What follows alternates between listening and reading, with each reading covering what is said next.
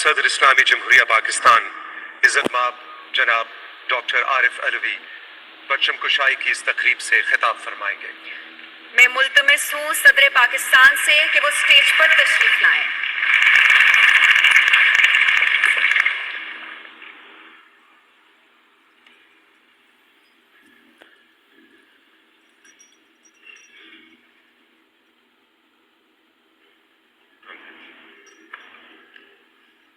बिस्मिल्लाहिर्रहमानिर्रहीम।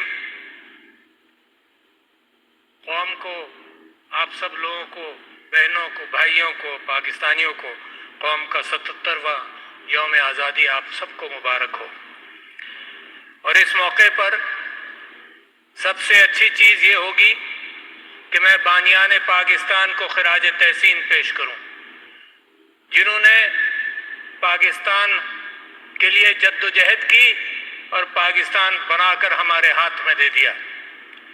मैं बिलखुसूस इस बात का जिक्र करूंगा कि कभी कभी हमारी जहनों से ये बात ओझल हो जाती है कि 1857 की जंग आज़ादी से ये मामला बहुत सफाई के साथ शुरू हुआ और उस ज़माने के मुताल्लिक़ ये कहा जाता है, हमारे शहीदों की दास्तान वहाँ से शुरू हुई।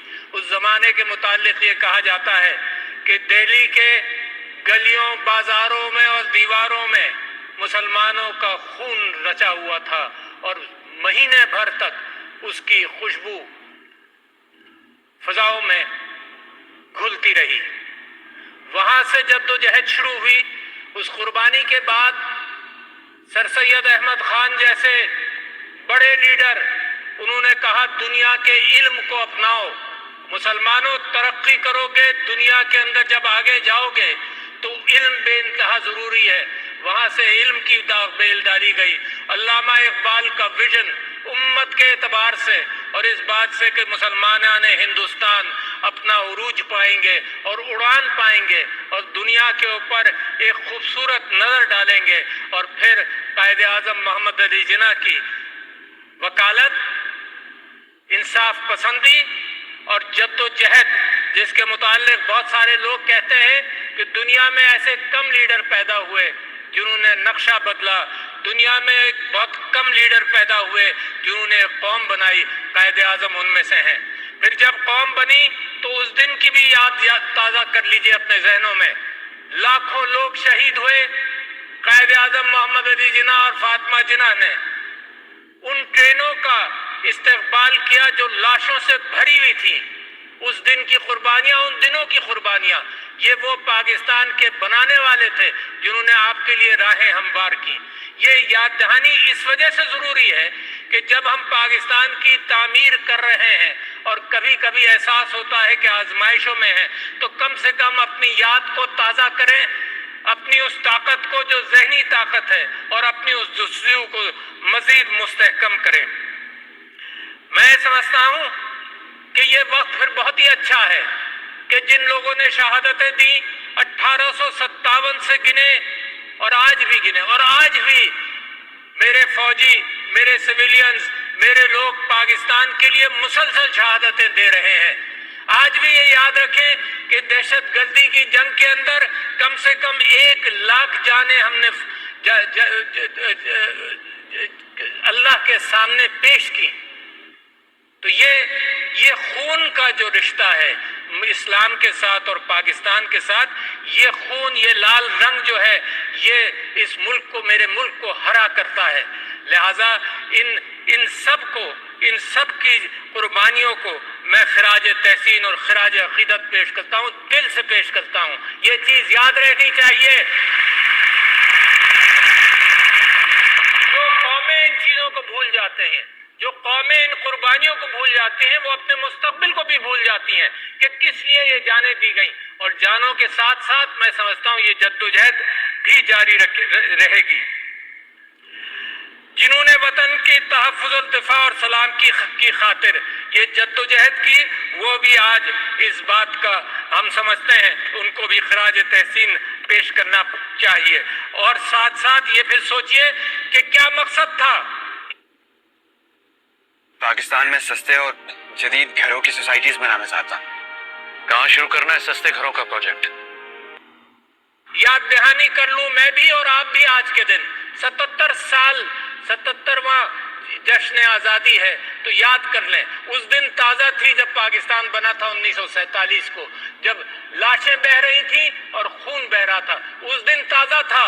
दोबारा मैं ताज़ा करना चाहता हूँ कि जमहूरियत के लिए ये कुर्बानियाँ हमने दी, आज़ादी के लिए ये कुर्बानियाँ हमने दी, मसावात और रवादारी के लिए दी, और समाजी इंसाफ का बोलबाला करने के लिए कुर्बानियाँ दी, आइन कानून और मेरिट की बालादस्ती के लिए ये कुर्बानियाँ दी, समाजी और माशी इस्तेसाल का खात्मा करने के लिए ये कुर्बानियाँ दी, बुनियादी हुकूक की जमानत, शख्सी आजादियों के लिए ये कुर्बानियां दी, अदलिया की आजादी और कानून की नजर में बराबरी के लिए दी, और कौमी यकजहती और इत्तेहाद का फरोग देने के लिए दी। लिहाजा आज मैं मुसलमानों को याद दिलाना चाहता हूं कि कुरान की दूसरी सूरत अलिफ लाम मीम इस बात को पूरा कर देती है कि अगर इस रास्ते पर चलोगे तो तुम्हारी फलाह होगी, और वो उम्मत मुस्लिमा का रास्ता है और वो पाकिस्तान का रास्ता है। जरा मेरे साथ 2 मिनट इस रास्ते पर चलिए और देखिए कि अल्लाह क्या कहता है, अल्लाह क्या चाहता है और मैंने और आपने क्या करना है। सबसे पहली बात अल्लाह ताला फरमाता है ज़ालिकल किताबु ला रैब फीह, बात वहां से शुरू होती है जहां से सच्चाई से शुरू होती है। अल्लाह कहता है इस किताब में कोई झूठ नहीं और मेरा और आपका ईमान इसके ऊपर है। फिर अल्लाह ताला फरमाता है हुदल लिल मुत्तकीन, ये हिदायत है उन लोगों के लिए जो अल्लाह से खौफ रखते हैं और अल्लाह के बताए हुए रास्ते पर चलने को तैयार हो। ये बता दिया कि ये हिदायत किसके लिए है, और बच्चों आप भी सोचें और बड़े आप भी सोचें, बुजुर्गों को भी मालूम है। हुदल लिल मुत्तकीन अल्लज़ीना युमिनून बिल गैबी, के ईमान लाए वो मुत्तकी जो ईमान लाए गैब पर, क्योंकि अल्लाह है भी और मेरे दिल से करीब है, मेरे हर रोए में भी है और नजर भी नहीं आता, और यही वो है कि गैब पर ईमान लाता है। तो हर मुसलमान गवाही देता है इस बात की कि उसका अल्लाह पर ईमान है। बात शुरू होती है फाउंडेशन से कि किताब सच्ची, अल्लाह पर ईमान लाए, गैब पर ईमान लाए, और फिर वयुकीमून अस्सलाता। पहली बात आती है कि क्या रास्ता क्या है, रास्ता कहाँ से मिलेगा? जो लोग नमाज कायम करते हैं, और बच्चों और बड़ों इस बात को जहन में रखो कि ये नमाज सिर्फ रिचुअल नहीं है, ये नमाज ये दिन में 20-25 मरतबा मैं अल्लाह ताला से दुआ करता हूँ, उन कलमात के बीच में जो अल्लाह की तारीफ में और अल्लाह की बड़ाई के लिए बयान करता हूँ, उसके बीच में मैं कहता हूँ कि इहदिना सिरातल मुस्तकीम, अल्लाह मुझे सीधा रास्ता दिखा। सोचें जरा इस बात को, दिन में 25 मरतबा मैं मांगता हूं कि अल्लाह मुझे सीधा रास्ता दिखा। और सीधा रास्ता कहाँ मिलता है? सीधा रास्ता सारे कुरान में मिलता है, सीधा रास्ता मेरे उसवे हसना में मिलता है, सीधा रास्ता मेरे खुलफाए राशिदीन की जिंदगियों में मिलता है, सीधा रास्ता अल्लाह ने मुनव्वर कर दिया है। मगर फिर भी मैं दुआ करता हूँ अल्लाह से कि सीधा रास्ता मुझे दिखा दे, ये कुरान के अंदर। और फिर नमाज के साथ फिर अल्लाह ताला एक जिम्मेदारी आयद करता है, वो कहता है मिम्मा रज़क़नाहुम युनफ़िक़ून, कि जो तुमको दिया उसमें से तुम अल्लाह के रास्ते में निकालो, जो तुम्हें खाने के लिए दिया, जो रिस्क दिया, मालो दौलत तो बात की बात है, इस बुनियाद पर मेरी कौम बनती है, इस बुनियाद पर मुसलमान की उम्मत बनती है कि जो अल्लाह ने दिया ये अल्लाह का है। ये नेशन सेकुलर स्टेट से हटकर ये इस्लाम का दावा है कि सब चीज अल्लाह की मिल्कियत है। होल्ड मत करो अल्लाह के रास्ते में, वो मिम्मा रज़क़नाहुम युनफ़िक़ून। तो मैं ये कहता हूँ कि पाकिस्तान के लिए और इस्लाम और उम्मत मुस्लिमा के लिए ये रास्ते का जो तयन किया गया है उसके अंदर सबसे बुनियादी चीज है। मेरे नबी सल्लल्लाहु अलैहि वसल्लम ने 2 काम सबसे ज्यादा किए रियासत बनाने से पहले। एक ये कि खैरात की, गरीबों का ख्याल किया। सारी जिंदगी उनकी मक्की जिंदगी के अंदर आप यही चीज देखेंगे और मदनी जिंदगी में भी देखेंगे। रियासत बनाने के बाद भी गरीबों का ख्याल किया, वो मिम्मा रज़क़नाहुम युनफ़िक़ून, और इंसाफ किया। अगर ये 2 चीजें मुसलमानों की रियासत में कम हो जाएं तो अल्लाह की बरकत नहीं आती।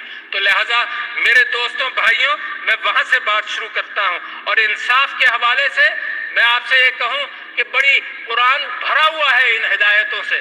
انصاف کے اندر ایک واقعہ مجھے یاد آتا ہے حضرت داؤد علیہ السلام کا کہ 2 فرشتے آئے, انہوں نے اپنا مقدمہ بیان کیا اور ایک کی بات سن کر حضرت داؤد نے فیصلہ کر دیا. دیکھو انصاف کے لیے اللہ تعالیٰ قرآن میں ہدایت دیتا ہے کہ کیسے کرو, دوسرے فریق کو بھی سنو.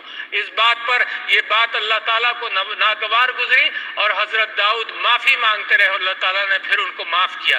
تو لہٰذا انصاف کے لیے ضروری ہے کہ فریقین کو سنا جائے, انصاف کیا جائے. جس ملک میں انصاف کم ہو جائے گا اس ملک کے اندر سارا نظام تتر بتر ہونے کا امکان ہے. لہذا اس سے گریز کرو.